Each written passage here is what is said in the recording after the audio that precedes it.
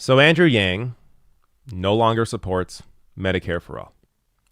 It's on his website as an issue that he supports, but when asked about it, he clearly does not support Medicare for all. So let me show you this clip. And there's also another piece to this, which is his new allegiance or his new affinity for Joe Biden.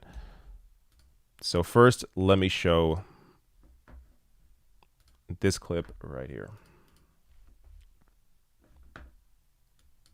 On Medicare for All, page 8 of Senator Bernie Sanders' bill eliminates private insurers. Does that mean that you do not support the Bernie Sanders Medicaid for All bill? I support the spirit of what Bernie is trying to accomplish. I do think that outlawing private insurance in a very short period of time is a bit too disruptive, and I would not do it. On Medicare for All, page 8. Okay, so it was kind of low. Apologies for that. But he said that Medicare for all is too disruptive. The Medicare for all bill is too disruptive. Too disruptive. But too disruptive for who? Is it too disruptive for the people that can't afford cancer treatment? Like, what is your position here?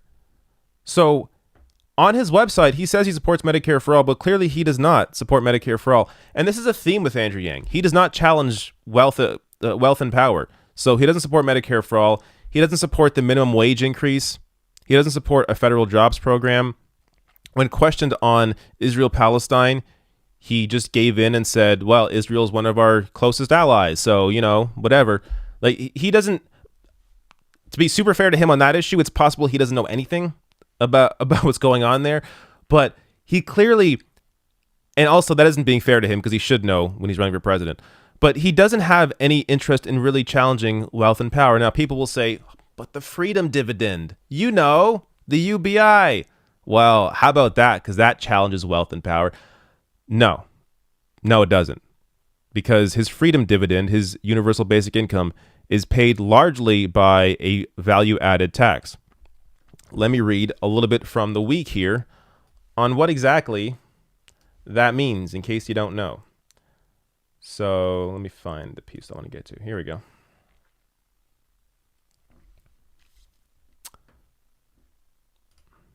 All right. So in brief, a value-added tax, a VAT, is a form of sales tax that's applied to every step in the supply chain. Exactly how business models pass along the cost of the tax is debatable, but economic studies are pretty unanimous that most of the burden gets handed off to the end consumer. Since lower-income households spend more of their budgets on basic consumption, that makes a VAT regressive. It takes a bigger percentage of poor Americans' income than of wealthier Americans' income. Now, to be fair, I'll read this piece as well. Yang says his VAT won't apply to basic staples like groceries and clothing, but the research suggests these sorts of carve-outs don't really help with the overall regressive impact. He also argues no lower-income person could ever buy so much that their VAT burden cancels out their UBI. But the point is, for the poor Americans who already rely on the safety net, Yang's UBI is partially offset by eliminating current welfare benefits. Therefore, any jump in their consumption cost due to a VAT will leave those individuals with even less of a net gain and in a few cases a net loss. It's not an enormous problem. An analysis from Max Guinness of the UBI Center found most current welfare beneficiaries would see at least a 5% increase to the total cash in their pocket, including at least 85% of people making under $10,000. But this all highlights the strangeness of financing a UBI with a VAT. So this is just, look, I have nothing against a UBI. In fact, when I was in the Green Party in 2015 in Canada, ran as a Green candidate, we had a UBI. This UBI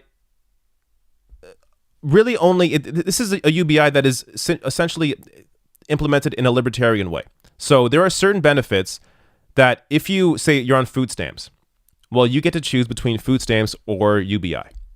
But these are the people that need the UBI the most. So if a UBI isn't universal and it's just pick and choose, but you're choosing between welfare benefits and UBI, how much is it really helping people? So a UBI should be one of many ways to help people. If he supported Medicare for all, and the UBI and a different form of UBI, you could say, oh, great, this is a very progressive candidate. But he doesn't support Medicare for all. So people that have high healthcare costs, is that $1,000 a month really going to help with your cancer payments that are what, like $500,000? No. So this whole thing is just, it's not like, I do think Andrew Yang is a genuine guy, and I do think he means well, but I also don't think he really understands what he's talking about. And he's definitely unwilling to challenge power. He is not somebody clearly that really understands what people are dealing with, especially when it comes to healthcare. I mean, if you really do not support Medicare for all, you really have no connection to people that are dealing with healthcare costs. So as someone who's grown up in a country that's always had healthcare, I never have to think about it. Americans are struggling, millions of Americans are struggling daily with how are they going to afford their healthcare. And in many cases, you're getting screwed. I mean, in most cases, you're getting screwed by your insurance company, because that's the whole point of the insurance company. They want to make money. They make profits. They make money off of denying people coverage. So if you're in a system like that, you are constantly getting screwed by companies that want to make more and more money for themselves.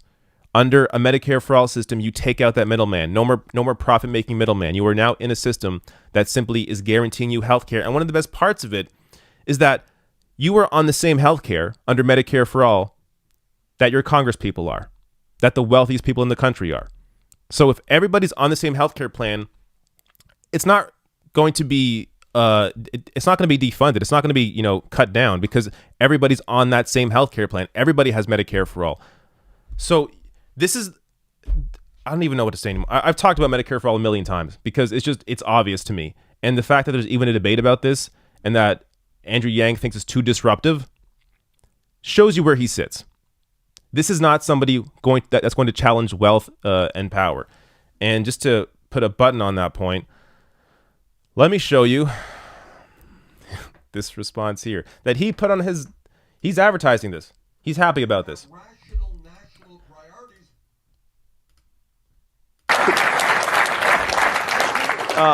I'm a parent. I'm a patriot. I just want to help solve the problems of this era. I believe I can do that best as president. But if that's in some other capacity, I'll be there. Who on that debate stage is closest to you in terms of your view of the world? Who is closest to you in that sense? It's funny you ask that. I mean, you'd have to sort of put us all together in some kind of Franken candidate. No, there must be someone in spirit who's perhaps closest to you. I will say the only person who's taken me aside and said that we need to really worry about the fourth industrial revolution because it could potentially tear our country apart is Joe Biden. Joe Biden pulled you aside. That's an intriguing. Would you serve on a Biden ticket? You said you were open to anything? I'm definitely open to working with Joe. We've actually talked about it. So that's Andrew Yang joining us for Post Live. What is there to say? They've actually talked about it, about Yang being the VP. Now, if you Yang bangers out there, you're thinking, oh, this sounds fantastic. Andrew Yang he's really gonna pull Biden to these issues that Andrew Yang really cares about. Do you really think Andrew Yang is going to be the leader on that ticket? Or do you think, do you really think Andrew Yang is going to have any say? Yang doesn't even know how the political system operates. I mean, he's going to be simply a prop used by Joe Biden. Now, I would be surprised. First of all, Joe Biden is not winning the primary. But I would be surprised if he picked Yang. But if that happened, Yang ain't going to be the one polling Joe Biden. Biden's going to be polling Yang. So that's how all tickets work. The president is the leader on the issues, not the other way around. So it's crazy to be that Andrew Yang sees Joe Biden as the person that he's closest aligned with out of anybody in the race. That should tell you everything you need to know about Andrew Yang. Again, I think he's a genuine guy. I think he means well, but where he is on policy and what he says when asked about it and what's on his website being two different things, how can you really trust a candidate to fight for these issues like Medicare for all when he said in a clip when asked about it during a primary that he thinks it's too disruptive?